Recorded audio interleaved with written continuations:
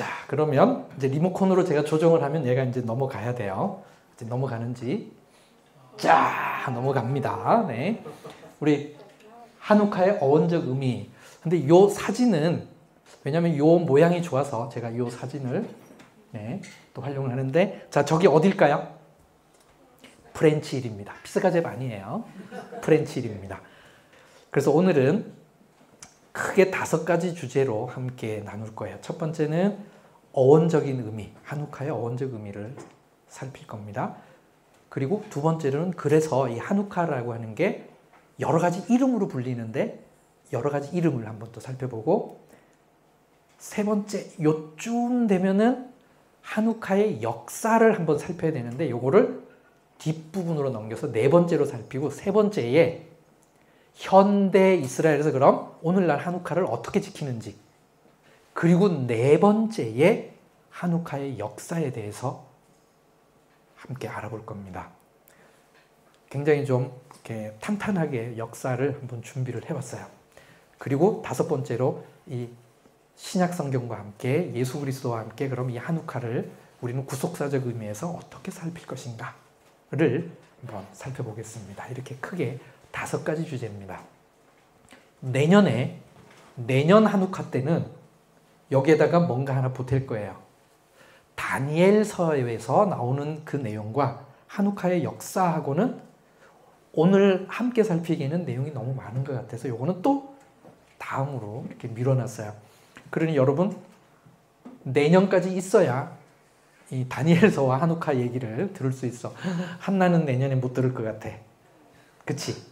대신 한국에서 들어. 그럼. 오케이. 자, 그러면 한우카의 어원적 의미를 살필 때 먼저 동사를 한번 살펴보겠습니다. 하나흐. 그냥 해석하면 봉헌하다. 한국말로 봉헌하다인데 보면 영어로 to dedicate 하고 to renew라는 의미도 봉헌하면서 내가 갖고 있을 때는 그냥 어떠면 세속적인 의미고 뭐 이렇겠지만 내 손에서 벗어나서 드려지고 나면은 이제 이거는 내게 아니라 하나님 것으로 거룩해진 거예요. 그러면 그 거룩해진 상태에서 완전히 새로운 게 되는 거죠. 하나님의 계획 안에서 사용되어지는, 그러니 완전 새롭게 되는. 그래서 하나, 봉헌하다, dedicate와 to renew라는 의미가 있습니다. 그래서 성경에 솔로몬 성전 완공식에 사용이 됐어요. 자, 근데 한국말로는 열왕기상과 역대하에 다 봉헌식 혹은 낙성식, 같은 병행 본문인데 한국말로는 다른 단어로 번역을 했어요. 뭐 통일했으면 더 좋을 뻔했지만 아무튼 봉헌식, 낙성식인데, 근데 지금 카테고리에 뭐에다가 넣어놨냐면 동사에, 실제 본문에는 동사로 나와요.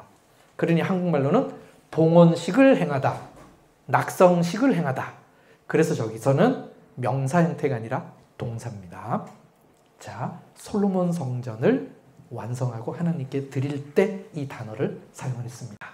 그리고 개인 집을 지을 때도 이제 완성을 했으니까 그때도 요거 사용을 했어요. 신명기 20장 5절에 시작할 때와 끝날 때 같은 절에서 2번 쓰였는데 요 본문은 군대 모집을 했어요.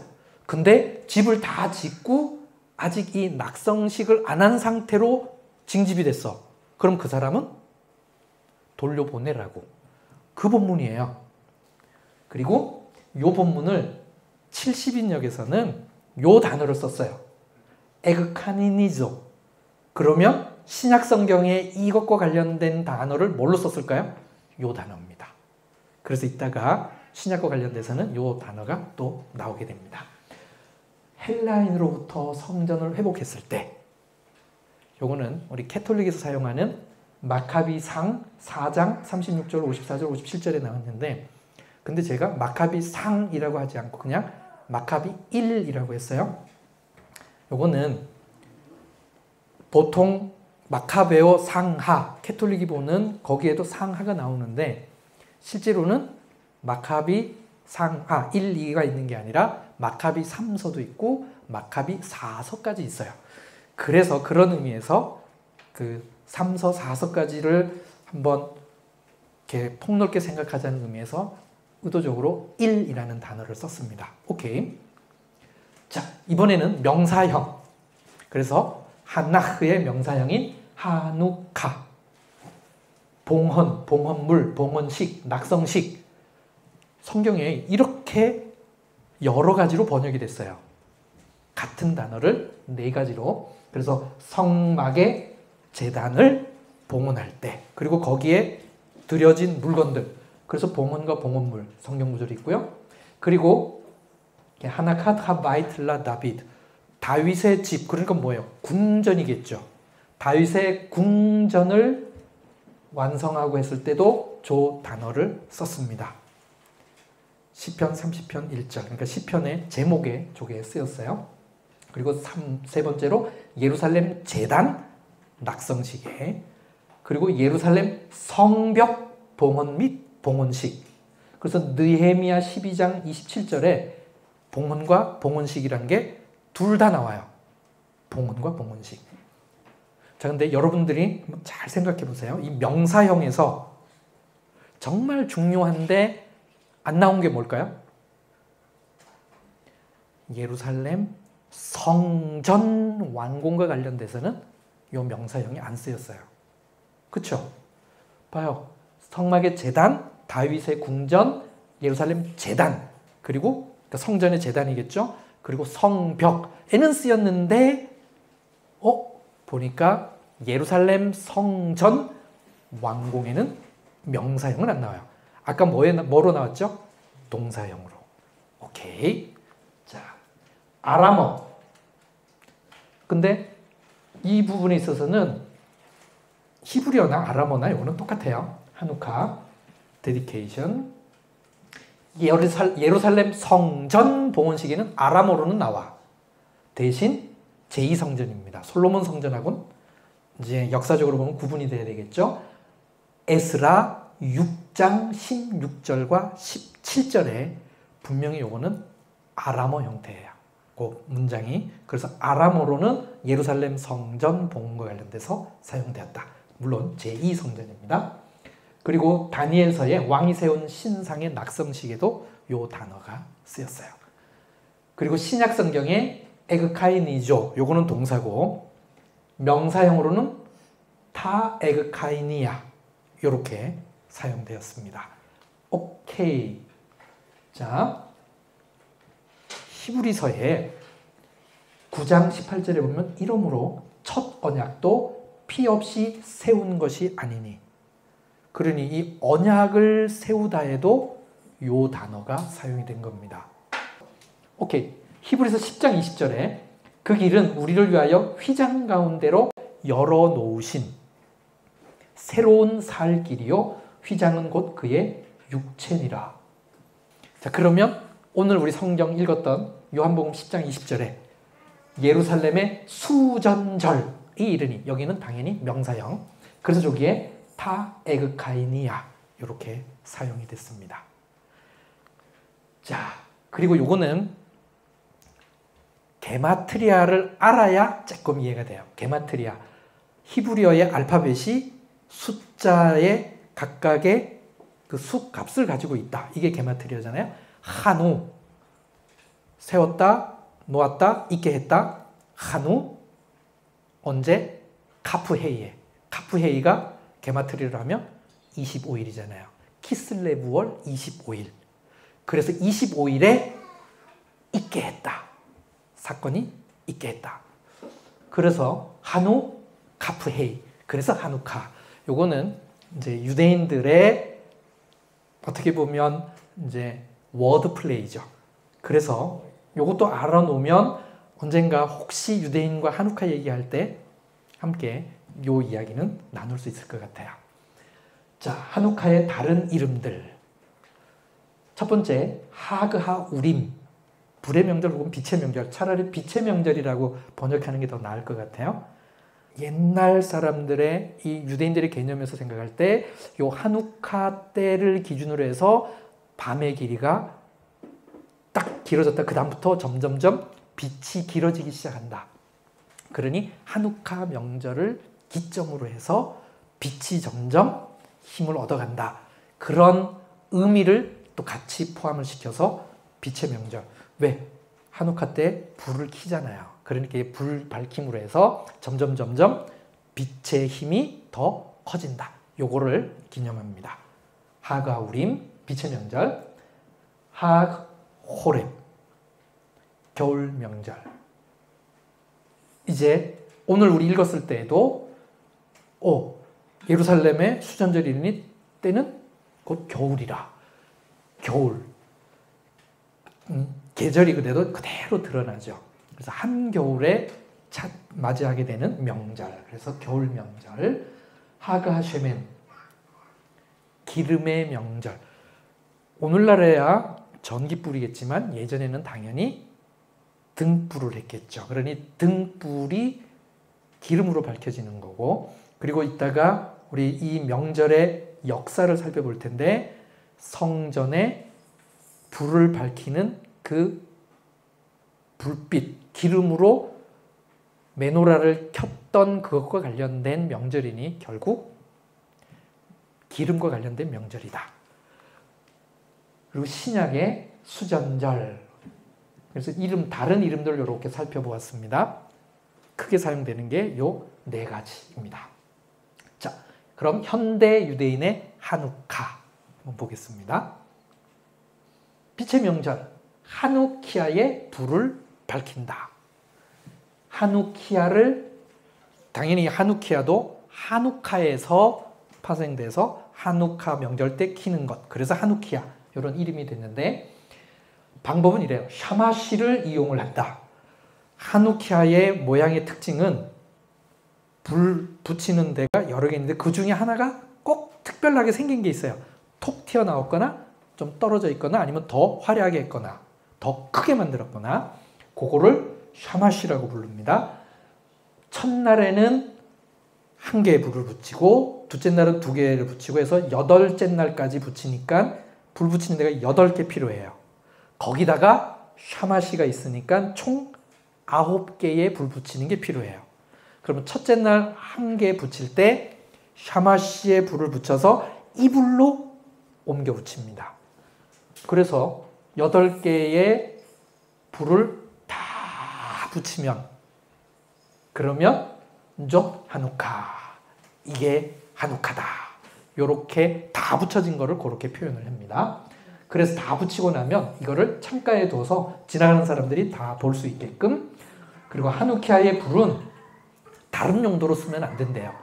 그리고 하누키아에 촛불이 켜져 있는 동안 뭔가 그 다음에 할 말이 있어요. 여러분, 하누키아에 촛불이 켜져 있으면 짜잔, 이건 중요해요. 삥. 여자들이 집안일을 하지 않는다. 중요하죠. 청소도 하면 안 돼요. 네. 아예 불을 안 켜? 네. 이게 기쁨을 같이 나누는 순간이니까 가사노동으로부터 잠시라도 놓인다라는 의미죠. 그러니 이 여자들도, 집안에 있는 여자들도 이 명절을 함께 지키는 거에서 소외되지 않는다는 거죠. 자, 그리고 그러면 실제로 하누키아가 어떻게 생겼는지 그 명절 모양도 한번 봐야 되겠죠. 좌우 4개씩, 그리고 가운데 톡 튀어나와 있습니다. 그거까지 하면 9개예요. 그래서 9개 톡 튀어나와 있는 게 샤마시입니다. 자, 보면 저 프렌치 힐 가로등으로 해놓은 거기에 보면 가운데 이렇게 딱 서서 있는 거, 걔가 이제 샤마시가 되는 거죠. 그래서 불을 붙일 때 사용을 하고, 그리고 반드시 8개 가지가 있어야 합니다. 근데 샤마시 더하기 8개 그러면 9개인데 메노라의 저런 모양이 아니고 어떻게든 저 개수만 맞추면 돼요. 그런데 요게 또 아시케나즘과 스파라딤과 또 지역에 따라서 왼쪽부터 붙여오는 유대인들이 있는 반면 오른쪽에서 붙여가는 유대인들이 또 있더라고요. 그러면 샤마시가 오른쪽에 있을 수도 있고 왼쪽에 있을 수도 있고 가운데 있을 수도 있죠.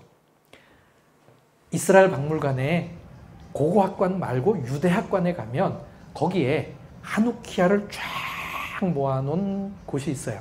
거기에 보면 샤마시를 그래서 2개 만들어 놓은 하누키아들이 꽤 있어요. 그거는 왜?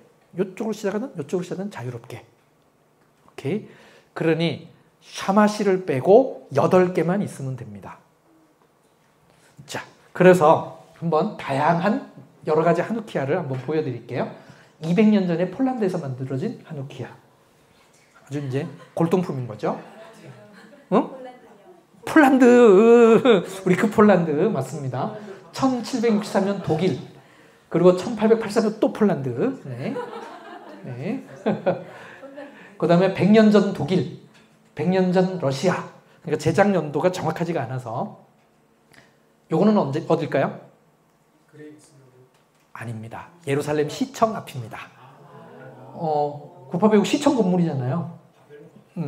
딱. 그래서 왼쪽은 낮의 모양이고 오른쪽은 밤의 모양입니다. 예루살렘 시청.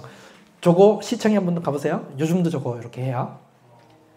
그 다음에 요거는 피스가잼 맞아요. 제가 피스가잼 살 때 왔다리 갔다리 하면서 집 앞에다 해놓은 걸 보면 그냥 컵에다가 틱 튀어나온 게 저게 샤마시 컵이에요. 안에 저렇게 이런 식으로 뭔가 아무튼 8개와 분리해 놓으면 이게 샤마시예요. 오케이. 그래서 컵으로도 만들 수 있습니다. 오케이. 자, 한번 보죠.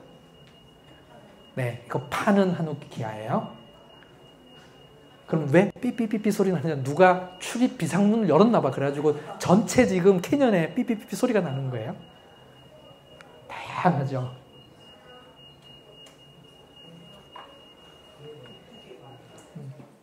그래서 저게 어느덧 유대인들의 어떤 예술의 한 분야가 됐어요. 예쁘고 다양한 모양이 많습니다. 오케이.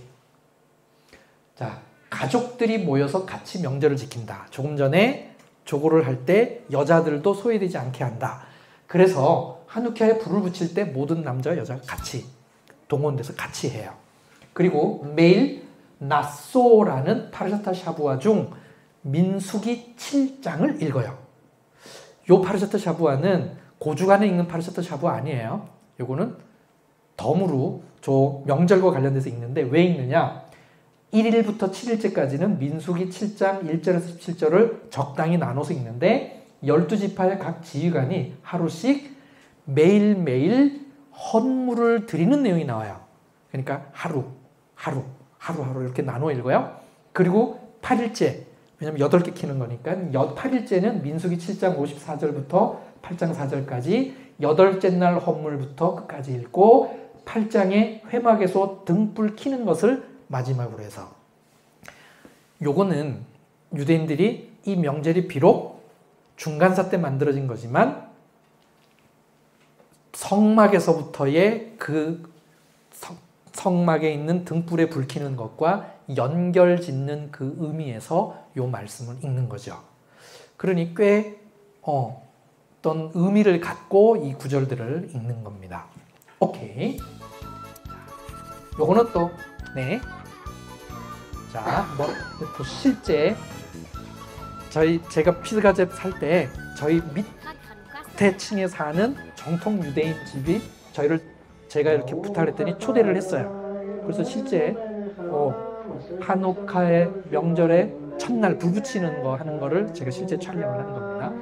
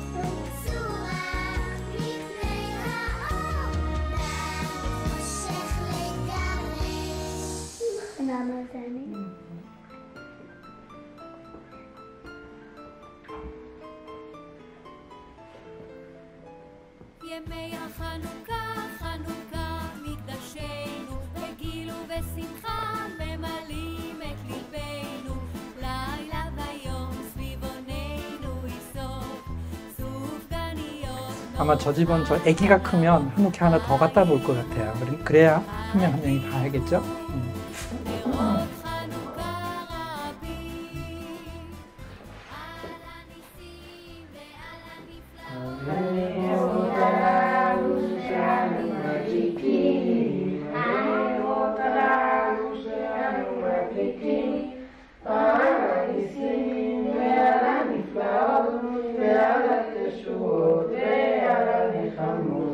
שעשית לאבותינו, שעשית לאבותינו, בימים ההם, בימים ההם, בימים ההם, בזמן הזה. הנרות הללו שאנו מדליקים על הניסים ועל הנפלאות ועל התשועות ועל המלחמות שעשה לעבודנו בימים ההם בזמן הזה.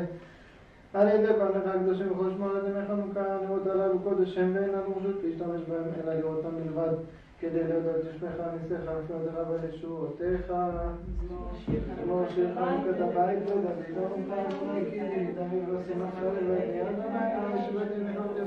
이거는 필름을 빨리 돌리는 게 아니라 진짜 저렇게 빨리 해요. 그러니까 아마 알아서 이렇게 하는 것 같아요. 기동문이에요. 예.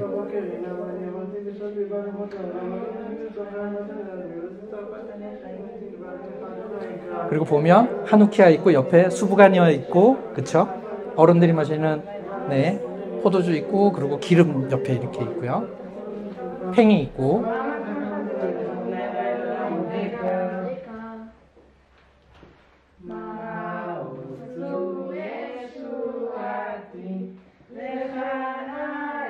네, 계속 제 카메라도 의식하면서.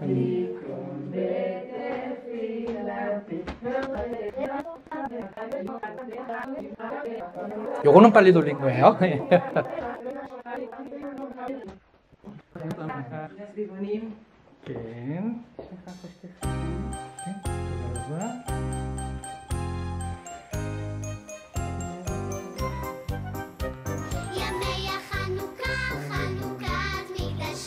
내로 칼렐로 코데시하.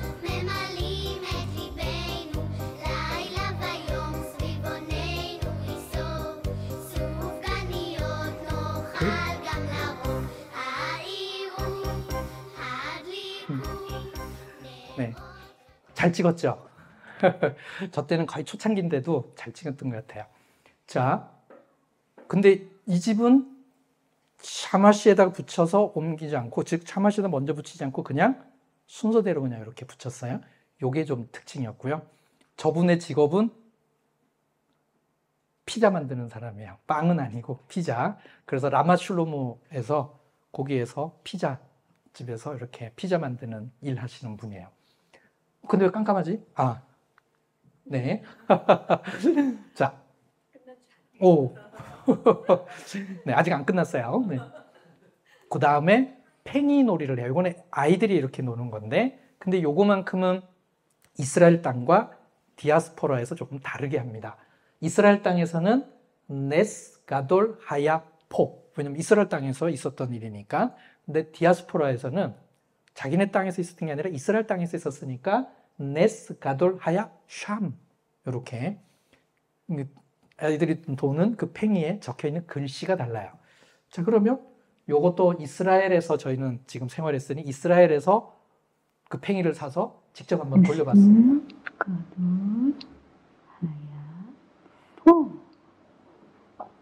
네, 요거는 제 아내의 목소리입니다.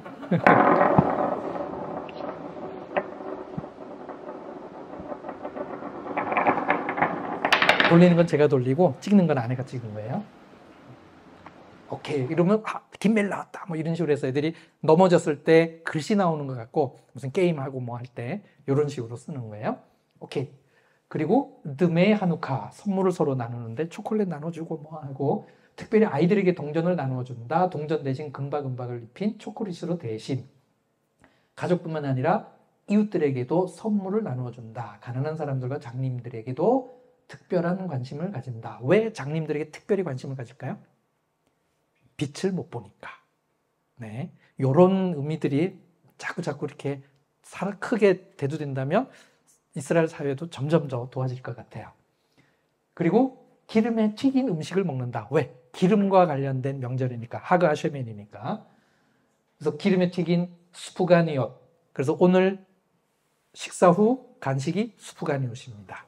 그래서 그것도 네, 라마테시콜에 가가지고 오늘 오면서 네, 나아만에서 사왔습니다.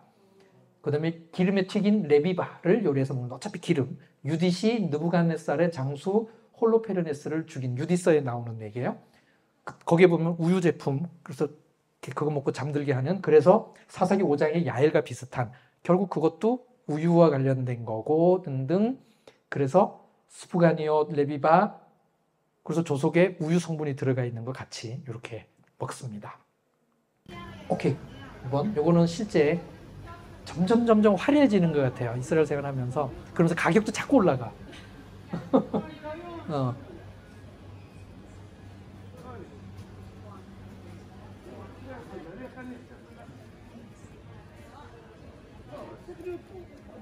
저 이스라엘 생활 막 시작할 때 2세켈, 3세켈 그랬는데 요즘은 6세켈, 10세켈, 초콜릿 보통 12세켈 막, 그쵸? 오케이. 자, 그 다음에 회당에서 요거는 요 하누카 때는 미케츠를 읽습니다. 미케츠는 창세기인데 10번째 파르샤타 샤부아예요. 심카 토라 하고 나서 이제 10번째 주가 하누카 명절이 되는 거죠. 그래서 하누카 명절 중에 안식일이 2번 겹치면 두 번째 안식일에 이 부분을 읽는다. 왜? 8일 동안 하는 거니까. 근데 미케츠를 하누카 명절 중에 읽지 않는 해가 있다. 그래서 요거는 그 자학, 요거는 유대인들이 그 연도를 표시하는 특징이에요. 100년에 4번 정도는 353일이 돼요. 그리고 100년에 6번 정도는 383일이 돼요. 1년이. 윤달 때문에. 그렇게 해서 요럴 때는 미케츠를 이렇게 늦춰지거나 당겨져서 읽게 된다. 이거예요. 기타, 하누카 카드, 성탄 카드와 비슷하게 이 기간은 야미마 토빔이기 때문에 죽은 자를 기념하는 추모사와 회개를 위한 금식이 금지되어 있다. 기쁨을 나누는 시간들이니까. 그래서 또 카드, 해피 하누카. 요거는 미국 같은 경우에는 성탄하고 막 겹쳐 있으니까 성탄 카드, 하누카 카드 같이 판매를. 요번에도 성탄절하고 딱 겹쳤잖아요. 그래서 요런 다양한 하누카 카드가 판매되고 있습니다. 자, 그러면 일반적이었으면 또 요 기원을 먼저 했겠지만 오늘은 그 예수님 당시 때에 왜 예수님을 돌로 치려 했는가, 그거를 이해하기 위해서는 이 역사를 이해해야 하기 때문에 요거를 뒷부분으로 해서 4번째로 한번 살펴보는 거예요. 오케이. 그리스의 통일과 헬레니즘 시대의 시작, 요것과 관련이 있어요. 필립 2세에 의해 그리스의 도시 국가들이 통일이 됐어요. 그리고 그의 아들 알렉산더 대왕이 20세에 왕위에 오릅니다. 왕위에 오른 지 얼마 되지 않아 페르시아를 점령을 해요. 기원전 334년에.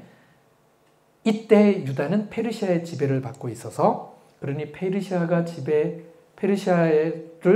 그리스가 이기고 나서는 당연히 이스라엘도 그리스의 지배하에 들어가게 되죠. 그래서 이스라엘 땅에는 기원전 332년에 알렉산더 대왕이 와서 점령을 해요. 이 지역에 그리스식 문화와 철학과 종교가 이때부터 쫙 보급되기 시작되는데, 요거를 가리켜 헬레니즘 시대, 헬레니즘 문화. 그래서 우리 학교에서 특히 이스라엘에서 공부할 때 이때 당시 제2성전 시대를 공부하게 되면 헬레니즘과 관련되어진 문헌들 막 다루게 되는데, 요때. 그래서 성경도 이 시대에 기록된 것이 있을 수 있다. 그래서 다니엘서의 일부분은 요때 기록된 거 아닌가. 이런 학설들이 나오는 게 요 배경과 연관이 있습니다. 알렉산더가 갑자기 젊은 나이에 사망을 해요. 기원전 323년에 33세 젊은 나이에 사망을 하자 그리스 제국은 4명의 장군들에 의해 나누어져서 다스리게 되는데, 프톨레이미는 이집트를 다스리고, 리시마쿠스는 소아시아 그 위쪽, 파트라스 지역, 셀류쿠스는 시리아 지역, 이스라엘 북쪽이 되겠죠. 그리고 카산다르가 마케도니아와 그리스 지역, 본토 쪽. 자, 그러면 이때 이스라엘 땅은 누구 통치하에 들어갔었을까요? 처음에 프톨레미입니다. 그래서 유다는 프톨레미 왕조의 통치를 받게 돼요. 기원전 323년부터 언제까지? 198년까지. 자, 그러면 조금 더 이제 점점점 이제 한우카 명절과 관련된 사건들이 이제 가까워지는데 셀류쿠스 혹은 셀류키스 이렇게 발음을 하죠. 왕조의 유대 통치. 안티오쿠스 3세가 바니아스 전투, 이 바니아스가 신약 성경의 빌립보 가이사랴. 그 바니아스에서 프톨레미를 기원전 198년에 패배시켜요. 그때부터 이스라엘 땅이 셀류쿠스의 통치하에 들어가게 됩니다. 이게 유대 고대사 12권 132절에 요 전투 얘기가 나와요. 요단강의 발원지 얘기 나오면서 오케이, 이때부터 유다는 셀류쿠스 왕조의 지배하에 들어갔는데 특징은 요때 희한해요. 유대인들이 셀류쿠스의 군대를 막 환영을 해요. 프톨레미가 비교적 이 지방의 특징들을 잘 살리고 통치를 그래도 완만하게 잘 했음에도 불구하고 프톨레미 왕조를 밀어내는 이집트 세력을 밀어내자 안티오쿠스의 군대를 유대인들은 크게 환영을 하는데 그 내용이 유대고대사 12권에 잘 나와 있어요. 그리고 유대인들에게 세금 감면을 하고 예루살렘 성전에다가 이방인은 들어가지 말고 하는 이런 특별 칙령을 저 안티오쿠스 3세의 이름으로 발표까지 해요. 제가 우리 정진원 사모님 부엘세부에서 올라올 때 조금 늦게 갔던 게 막 이거 읽다가 늦은 거야. 저 장면 막 요세푸스 글 읽다가 어느 정도냐면 딱 셀류쿠스가 점령 시작하자마자 3년 세금 면제. 이건 대단한 거예요. 그리고 이 성전과 관련된 일을 하는 사람들, 찬양대나 뭐 레위인들한테는 세금 3분의 1, 또 삭감. 대단한 혜택이에요. 그래서 유대인들이 안티오쿠스 3세이다 이러니 어땠을까요? 환영하고 뭐 협조 잘하고 참 좋았어요. 근데 신흥 로마 제국과 충돌하기 시작하는데 요 대목은 오히려 그 마카베오상 캐톨릭 읽는 그 성경에 오히려 이 대목이 잘 기록되어 있어요. 8장 6절부터 10절에 보면 이 안티오쿠스 3세의 이 헬라 군대가 로마에 지는 얘기가 막 쫙 나오는데 이게 다른 역사와 비교를 해서 정리를 하면 기원전 189년에 마그네시아 전투에서 안티오쿠스 3세가 크게 패해요. 그리고 그 다음해인 188년에 아파메아 협정이라는 것을 맺는데 이 협정에 의해 안티오쿠스 3세는 로마에다가 막대한 전쟁 배상금을 물어야 돼요. 이때부터 분위기가 싹 바뀌어요. 전쟁 배상금을 물어야 되니까 어떻게 해야 될까요? 세금을 많이 걷어야죠. 왕창. 그러니 그 무거운 짐을 이제 유대인들이 떠안게 돼요. 언제부터? 기원전 188년부터. 아직 마카비 반란이니 뭐니 이런 건 나기 꽤 전이에요. 20여 년도 더 전이에요. 오케이. 그러면 이제 마카비 반란과 실제적으로 연관이 있는 안티오쿠스 4세, 안티오쿠스 3세의 아들이에요. 그럼 안티오쿠스 3세는 왜 죽느냐? 이 돈 어떻게든 확보하려고 그 예루살렘 말고도 이쪽 지역에 큰 신전들이 있을 거 아니에요. 그 신전 보물 약탈하는 전투에서 전사해요. 그러니 결국 이 배상금 물러내느라고 이렇게 보물들 찾고 하는 전투를 벌리다가 죽은 거죠. 자, 안티오쿠스 4세, 그는 스스로를 에피파네스, 신이 현현했다. 에피파네스라는 이름을 붙이면서 프톨레미 왕조와 계속된 전쟁을 수행을 하는데 173년에 사실 크게 이겨요. 그래서 페니키아 지대와 유대 지역에 대한 지배력을 더욱 확고하게 확립을 해요. 그리고 169년, 제가 노란색으로 했어요. 요 연도는 조금 중요한 연도여서, 그래서 169년에 이집트의 멤피스에서 친히 이집트 왕이라고 선포를 해요. 완전히 지금 이집트를 다 점령한 건 아니에요. 그래도 멤피스를 점령하고 거의 막 중간까지 내려갔죠. 그리고는 그 다음 해에 168년에 이제 하부 나일강 쪽으로 내려와서 알렉산드리아에서 거기만 점령하면 이제 이집트 다 점령하는 거예요. 근데 요때 로마가 간섭을 해요. 그래서 로마가 갑자기 프톨레미를 도와서 그러면서 압박을 하는 거예요. 너 퇴각 안 하면 우리가 칠 거야? 이런 식으로. 그래서 결국 안티오쿠스 4세가 알렉산드리아에서 이집트 점령을 완성하지 못하고 다시 돌아와요. 그럼 어디로 돌아올까요?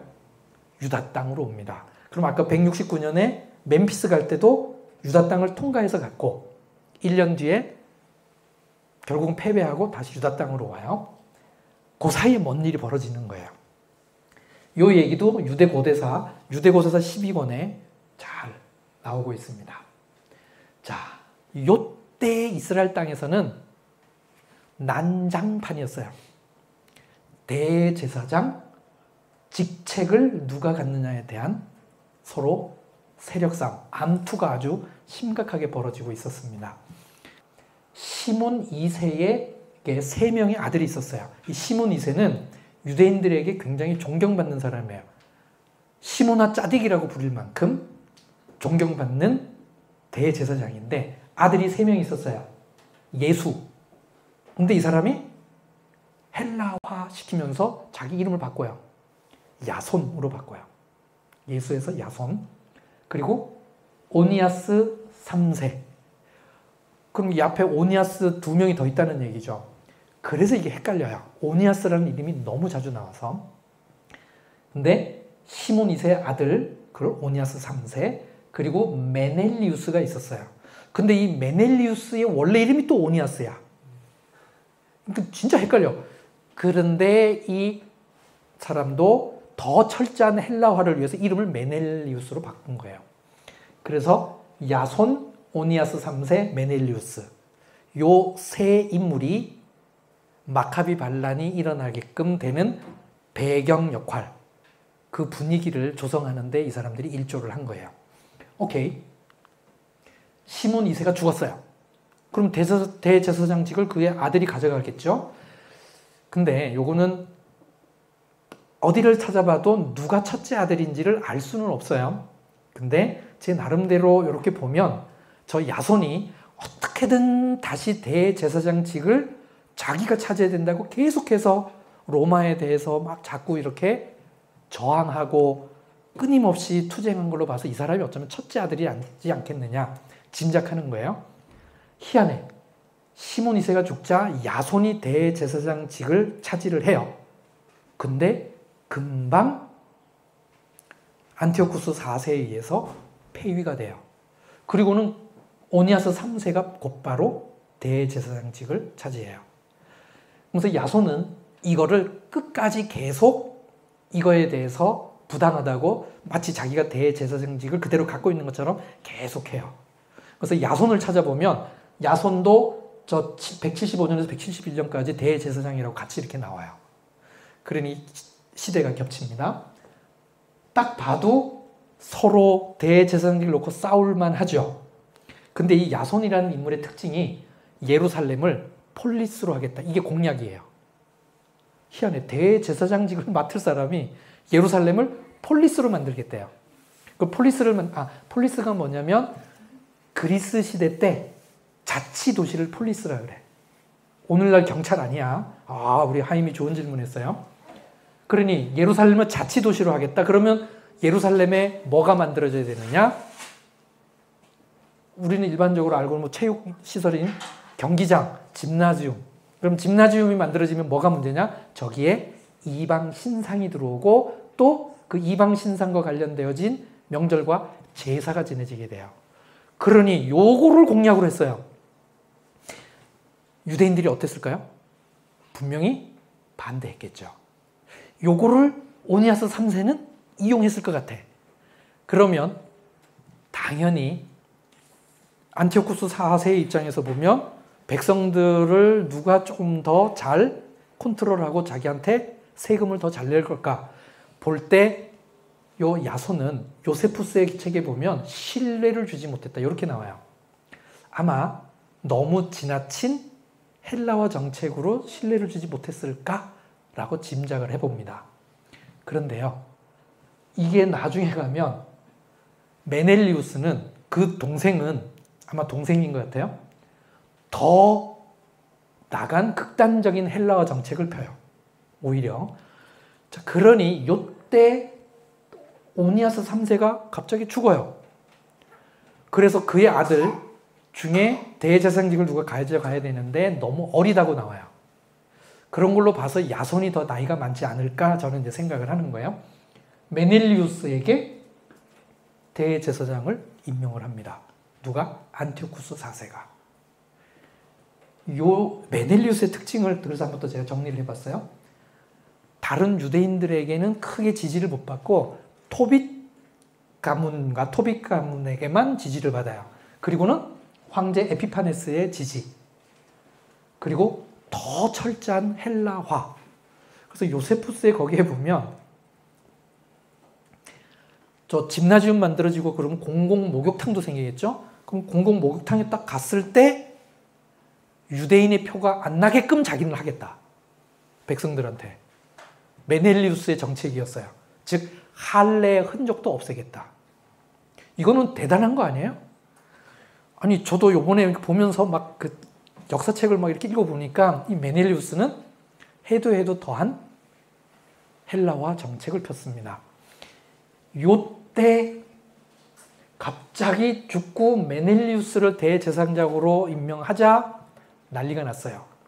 아예 야손은 자기가 대제사장직을 회복해야 된다고 무슨 시위요? 무력 시위. 즉 계엄령 선포한 거야. 그래서 막 분대농원하고 난리가 났습니다. 자, 그러면 메넬리우스 입장에서는 누구의 도움을 받아야 될까요? 자기 야손이 무력으로 들어오니 군대의 힘을 빌려면 당연히 에피파네스의 힘을 빌려야 되겠죠. 자, 그래서 유대인 말살 정책과 관련되어서 이제 마카비 반란이 일어나게 되는 직접적인 배경을 한번 보겠습니다. 지금 야손이 예루살렘에서 무력 시위를 하는데 요때 소문이 나요. 무슨 소문이 나느냐? 안티오쿠스 4세가 죽었다는 소문이 나요. 이야, 이러니 야손은 때는 이때다. 이 무력 시위를 정말 완전 반란 수준으로 크게 일으킵니다. 169년, 아까 왜 169년 멤피스 가는 길에 에피파네스 즉 안티오쿠스 4세는 어차피 지금 이집트로 군대를 이끌고 가는 길이에요. 그리 예루살렘을 입성을 해요. 예루살렘을 공격하고 무혈 입성. 그럼 누가 성문을 열어줬을까요? 메넬리우스. 네. 예루살렘에 있었던 소동을 진압 후 이집트 멤피스로 진격을 합니다. 자, 그러면 이렇게 해서 안티오쿠스 4세의 힘으로 결국 야손이 좀 주저앉기는 했지만 아직도 이 야손은 여전히 메넬리우스를 상대해서 계속 시위를 일으키고 막 그래요. 자, 기원 그 1년 뒤입니다. 168년 이집트를 멸망시키기 직전 로마의 개입으로 이거 무산되고 에피파네스가 알렉산드리아에서 퇴각했다 그랬어요. 퇴각해서 어디로 오느냐? 유대 땅으로. 그러면 이때 에피파네스의 경제적 상황이 어떨까요? 전투를 이겨야 뭔가 전리품도 생겨나는데 이게 졌어. 그러니까 소득이 없어. 그러니 경제적으로 큰 손해를 받겠죠. 그러면 이거를 메꾸어야 돼. 즉 전비를 마련해야 돼요. 이거를 누가 마련해 줬을까요? 짜자자잔, 메넬리우스입니다. 어떻게 했느냐? 예루살렘 성전에 있는 헌금 들어온 거 성전의 보물들 싹 긁어다가 누구를 갖다 줬을까요? 안티오쿠스 4세 에피파네스에게 갖다 줬습니다. 이야, 그래서 지금 에피파네스, 즉 안티오쿠스 4세는 거의 이제 코너에 몰린 거예요. 이 로마를 상대해서 내가 앞으로 승리를 하기 위해서는 이래 가지고는 안 된다.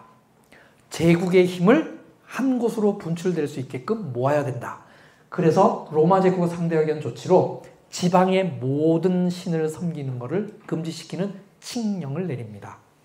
그러면 이거에 제일 큰 피해를 입는 사람은 직접적인 거로 유대인이죠. 왜? 유대인은 하나님을 섬겨야 되는데 하나님 섬기는 거 금지예요. 이 칙령을 기원전 168년에 발표를 해요. 그래서 아예 유대인 말살 정책, 유대 고대사 12권 248에서 256 마카비상에도 보면 쫙 나와요. 그래서 거기에 나오는 것들을 한번 제가 정리를 해봤어요. 요 정리는 그 캐톨릭이 보는 공동 번역 거기를 기준으로 해서 제가 한번 쫙 정리를 해봤어요. 굉장히 구체적이에요. 성전 제사를 금지, 안식일 지키는 것도 금지, 성전과 제사장들을 모독할 것, 의도적으로 모독을 해야 돼. 그리고 이방신에게 돼지를 제물로 바치는 데 다 참석해야 돼. 의무적으로. 그리고 할례를 하면 안 돼. 부정한 것, 속된 것으로 스스로 자신을 혐오하게 해야 돼. 왜? 저기 보면 돼지로 제물을 드려야 되잖아요. 그러니까 제물로 드리고 돼지 피를 바르고 해서 이제 유대인으로서의 그 자존심을 다 버리게끔 부정케 만들어야 돼. 그리고 율법을 잊어버려야 돼. 그리고 율법책을 소지하면 안 돼. 그리고 오히려 이걸 불태워야 돼. 그럼 율법책을 불태우고 나면 이걸 잊어버리면 더 이상 유대인으로 살 수 없게 될 테니까 이런 법을 내렸어요. 이게 기원전 168년의 상황입니다. 그리고요, 하나 더 했어. 말만 이렇게 한 게 아니라 예루살렘 성전 북쪽에 오늘날 안토니아 요새, 그 자리에 아크라, 요새 이름이 아크라예요. 그걸 만들어. 그럼 거기에 그리스 본토에서 온 용병들, 마케도니아 출신 군들을 거기다가 거주시키고 주둔을 시켜. 그러면 이 사람들이 섬기는 신에다, 신상에다 제사를 드려야 돼. 근데 아크라 요새가 바로 성전 붙어 있잖아요. 그러니까 성전으로 내려와서 성전 마당에서 돼지 제사를 하게끔 이거를 실행을 시켜. 진짜 성전에서 돼지 제사를 지닌 거예요. 그리고는 저기 보면 마을마다 나가서 사람들한테 저거를 실행을 옮기는 거를 에피파네스, 안티오쿠스 4세의 군인들이 유다 땅에서 다 행하는 겁니다. 이게 기원전 168년의 상황인데 날짜까지 아예 기록이 되어 있어요. 기원전 168년 키슬레브월 15일 유다 전역에 제우스 신상을 세우고 돼지 제사 강요, 마을마다 돌아다녀요. 그리고 결정적으로 168년 키슬레브월 25일 성전에 제우스 신상을 세워. 아까 마케도니아 그리스 신 제우스 신상, 그리고는 거기다가 돼지 제사를 지내요. 언제? 키슬레브월 25일에. 이제 유대 땅에서 유대인들의 정체성이 뭐니 이런 거는 다 이제는 무너지기 일보 직전인 거죠. 요때 모딘에 있는 제사장 집안 마띠아스는 그의 5명의 아들이 5명이니까 그 마을에도 돼지 제사를 강요하러 군인들이 왔어요. 이 돼지 제사, 그래도 자기가 제사장인데 어떻게 아들들하고 돼지 제사에 참석해서 목숨을 살리는 게 아니라 오히려 아들들하고 돼지 제사를 강요하러 온 헬라 군인들을 쳐 죽이고, 그리고 거기 제사 지내는 거 만들어 놓은 제우스 신상 파괴하고, 그리고 제사에 참여해서 살아남은 변절자들을 오히려 죽이고, 그리고 산으로 도망간 거예요. 그 모딘 옆에 보면 높은 산은 아니지만 그래도 꽤 숲이 우거졌잖아요. 그 속으로 들어갔어요. 요게 마카비 반란의 시초고 이 소문이 나니까 온 동네가 안 그래도 지금 이래 주구나 저래 주구나 어차피 이판사판이 됐으니 온 유대인들 일상생활을 하는 유대인 민초들은 이 마따디아의 이 행동 혹은 어떻게 보면 그때 당시에 이 사람들 입장에서는 굉장히 위대한 도전이었죠. 위대한 항전이죠. 이거에 전국이 동참하고 이게 쫙 번져서 이게 바로 마카비 반란이 된 겁니다. 그래서 횟수로 보세요. 딱 어떻게 돼요? 만 3년. 그것도 키슬레브월 25일이에요. 희한하죠? 3년 전 키슬레브월 25일에 예루살렘 성전에 제우스 신상이 서고 돼지 제사가 드려진 그날 성전을 헬라 군인들을 몰아내고 성전을 다시 회복을 해요. 그래서 마띠아스 아들 유다가 예루살렘 성전을 회복했는데 이 날을 기념해서 만들어진 게 이게 하누카 명절입니다. 자, 요거는 제가 영상 37번 영상 준비하느라고 모딘에 있는 마카비 무덤 거기 이렇게 찾아가서 촬영하고 하는데 만나는 거예요. 이 사람의 뭐 직업은 이것저것 하는데 그 중에 하나가 뮤지컬 배우래. 자기가. 그러면서 노래를 참 잘하더라고요. 그래서 반주도 없는 상황에서 노래 부르는데 뒷부분을 제가 거기 가사를 이렇게 번역을 한번 해봤어요. 한번 잘 보시면서 슈마부터 시작해요. 들으라. שמע בימים ההם בזמן הזה מכבי מושיע ופודה ובימינו כל עם ישראל יתחם יקום ויגאל. Fantastic. 자, 우리 방금 거기서 보면 그때 그 시절에는 마카비가 뭐였어요? 구원자하고 포대, 구원자하고 구속사고 우리를 구출한 사람이지만 오늘날 우리는 이 시대에는 우리 민족이 하나가 돼서 우리를 스스로 구속해 하자, 스스로 구원하자, 스스로 자유를 얻게 하자. 이 내용이에요. 그러니 보세요. 그때 당시의 구원자 이 개념에서는 마카비 반란에 이 마카비들이 온 민족을 구원했고 구속자요 구원자인 거예요. 아예 이 하누카와 관련된 이 노래에 보면 딱 그 시대에 그들이 구원자다 나오는 거죠. 그러니 유대인들은 이 하누카 명절이 되면 그때마다 이때 이거를 생각할 거 아니에요. 이 역사를 아는 사람들은. 자, 그래서 기원전 165년 키슬레브월, 즉 유대력으로 9번째 달 25일에 헬라인으로부터 성전 회복한 날을 기념해서 하누카 명절이 되었고 이거를 8일 동안 지키기 시작한 거예요. 그러면 왜 하필 8일일까? 마카비 1과 마카비 2에는 안 나오고요. 제 기억에 마카비 3에서 읽었던 것 같아요. 무슨 내용이냐면 성전 회복 후 메노라, 그동안 불 켜지 못했던 성전에 항상 메노라, 성전 앞에 불을 켜놔야 되는데 못했어. 근데 성전 창고에서 메노라, 성전에 들여진 기름을 찾았어요. 근데 보니까 하루 분량밖에 안 돼. 그래도 이거를 태우자 해놓고 요거를 이 성전에 바치는 기름, 요게 세겜근처라고 그 글에는 나왔었어요. 제 기억에. 거기서 다시 갖고 오는데 8일 걸리는 거야. 보내고 받아오고 준비하고. 근데 하루치 분량인데 태웠는데 이게 다시 그 기름이 올 때까지 8일 동안 이게 꺼지지 않고 탔다 이거예요. 그런 내용이 기록되어 있어요. 그래서 8일 동안 기적을 일으켰다. 성전을 되찾는 것도 기적이지만 이 불이 꺼지지 않고 8일 동안 탄 것도 이게 기적이다. 그래서 여기에서 그 큰 기적이 있었다. 요렇게 연결을 짓는 거예요. 그래서 8일 동안 등불이 꺼지지 않은 기적이 있었기 때문이다. 그리고 또 하나는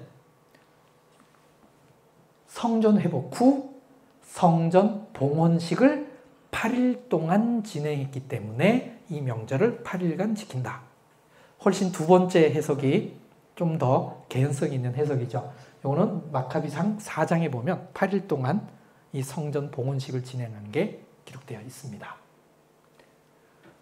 그래서 요 하누카라는 요 명절은 레위기 23장에는 나오지 않는 후대에 만들어진 명절이에요.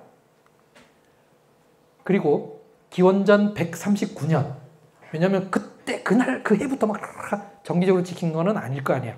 여전히 전쟁 중이고 하니까 기원전 139년에 마카비가 완전한 승리를 해서 그래서 하스모니안 왕조를 안정되게 세운 이때부터 하누카 명절을 지켰다고 합니다. 요거는 유대인들이 정리한 내용이에요. 오케이, 그러면 저기 김멜하고 쭉직한 거는 요즘 시대에 추가된 게마트리아예요. 이게 오리지널 게마트리아는 아니에요. 힌트를 드리면 저게 3천을 표현하는 거예요. 김멜에다 쭉직. 자, 3천까지 힌트를 드려서 자, 저거 몇 년일까요? 빨리 게마트리아 아는 사람 계산해봐요. 다부, 레시, 카프, 베트야. 다부는 400, 레시는 200, 622, 3622년입니다. 오, 뭐 좀 시에리가 뭐 맞췄어? 조금 맞췄어? 뒤에 2 맞췄나? 그래서 요게 유대력으로 3622년 요때부터 하누카 명절을 지켜왔다. 그래서 올해가 아까 시작할 때 있었죠. 5785년 동안 지켜오고 이때까지 유대인들은 지켜왔다. 와, 하누카의 신약적 의미. 예수님도 지키신 명절입니다. 오늘 우리가 읽었던 본문이죠. 신기해요. 근데 요 명절 기간에 유대인들이 어떻게 했다 그랬죠? 돌로 들어서 오히려 예수님을 치려고 했어요. 왜 하필 수전절에 예수님을 돌로 치려 했을까? 제 영상 37번에 보면 유대인들은 뭐를 기대했냐면 유다 마카비 같은 이런 정치적 해방자를 기대했던 거예요.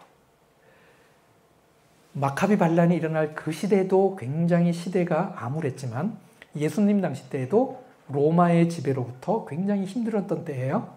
그러니 헬라인들을 무찔렀듯이 이제 새로 오는 메시아라면 로마인들로부터 우리를 무찔러 줄 거야.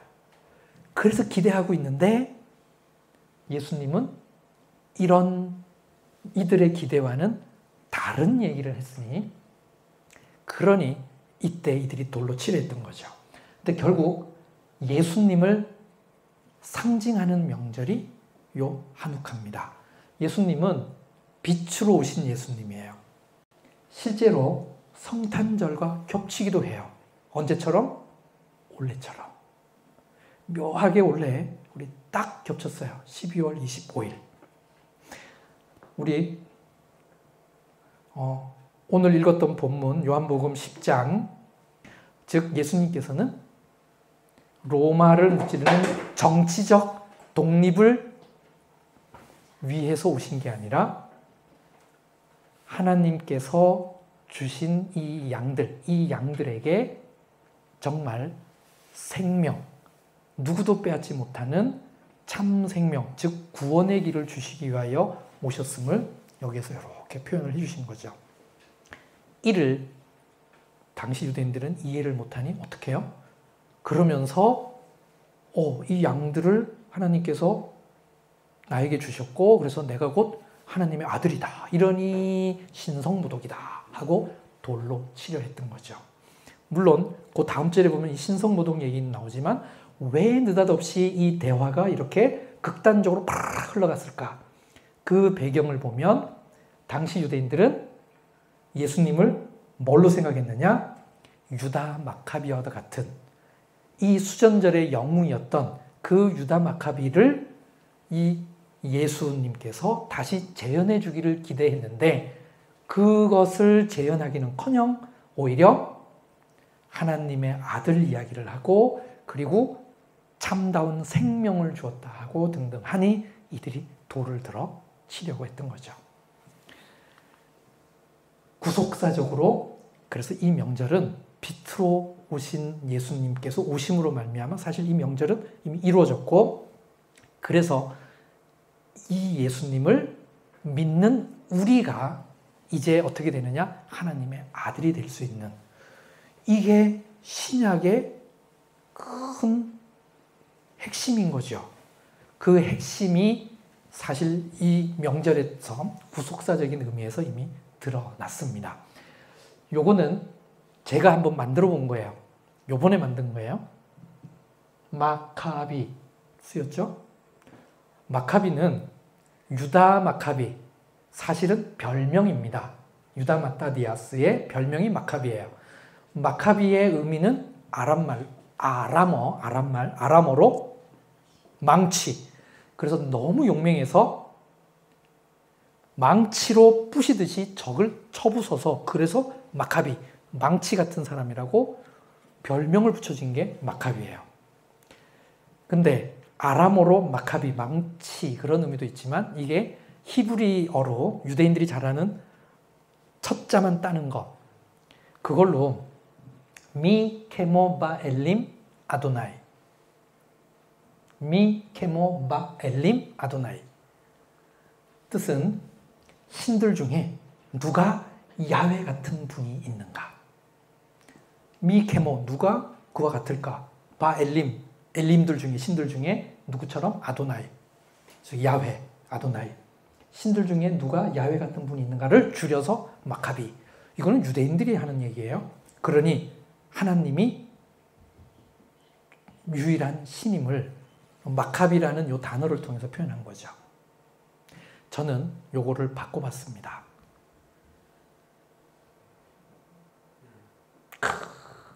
미 케모바엘림 예슈와. 그러면 뭐예요? 신들 중에 누가 예수 같은 분이 있는가? 그렇잖아요. 결국 이번 우리 수전절, 즉 한우카를 통해서 긴 그때에 있었던 역사들 이런 부분들을 구체적으로 한번 살펴봤어요. 근데 묘하게 그날 예수님께서 예루살렘 성전에 솔로몬 행각에서 거닐실 때 사람들과 대화 나누면서 이들이 돌로 치려 했어요. 오히려 그날. 지금도 유대인들은 예수님을 못 알아보고 있습니다. 그러면서 그들은 어쩌면 아직도 유다 마카비와 같은 그런 메시아를 계속해서 기다리고 있는 것 같아요. 그러면서 이들이 마카비라는 이 단어를 통해서 여호와 같은 야훼 같은 분이 누가 있을까라고 표현을 했는데 우리는 오히려 예수님 같은 분이 또 어디 있을까라는 이 표현과 함께 우리 스스로가 어쩌면 이 땅에서는 유대인들이 생각하는 유대인들의 마카비보다도 한결 더 그리스도의 향기를 품고 예수님의 도를 실제 생활에서 실천하는 그런 마카비 같은 삶을 우리가 살아야 되지 않을까 싶습니다. 자칫 우리가 이 정신을 잃어버리면 이 유대인들에 휩쓸려서 우리도 모르게 나도 모르게 돌들어서 예수님 치려고 하는 그 무리에 휩쓸릴 수 있어요. 그게 아니라 우리는 유대인들보다 더 진보되고 더 하나님의 자녀다운 새로운 마카비가 되어 우리 스스로가 이 땅에서 새로운 한우카를 만들어가는 그런 하나님의 아들들, 예수님의 제자, 그런 분들이 다 한 사람 한 사람 되시기를 주님의 이름으로 부탁드립니다. 아멘.